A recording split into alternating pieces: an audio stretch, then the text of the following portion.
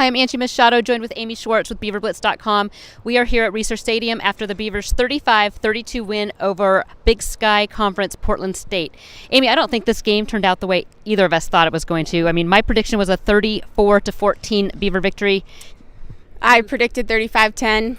And the Beavers really lost every statistical battle on the field today. I think we 515 yards of total offense given up to the Vikings. I don't think they won a major stat. No, and if anything, it feels like the Beavers lost this game. The defense is still not clicking out there, and this team needs to do a little bit of soul searching, I think. Definitely some soul searching. I mean, this was a team that to take nothing away from Portland State, they fought hard and they're a very solid team. But this was a team that Oregon State was supposed to use as a warm-up heading into the meat of that season, and it didn't feel like that at all. No, and like Gary Anderson said, this team will go on, the Vikings, to win a lot of games. They looked solid out there, and they gave the Beavers a run for their money. Yeah, they nearly, they took BYU right to the fence last week. So going forward, I do think while the defense struggled, Manasseh Hangalu actually had a really, really solid game. He did, and he's a leader on this team. He's a captain, and he had that big pick six for the Beavers that really, if it would have came down to the end, they could have lost the game without it.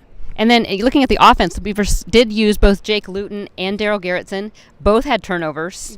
It just never seemed that the offense got into rhythm. No, not at all. And I think we will see more of those two quarterback plays a lot this season. And I think Jake still needs a little more confidence, especially with this close game. Yeah, and the end, though, it did come down to a nice throw to freshman Isaiah Hodgins for that winning touchdown. But you're right, it didn't feel like, and the run game was hard to get going simply because Portland State was looking to stop it.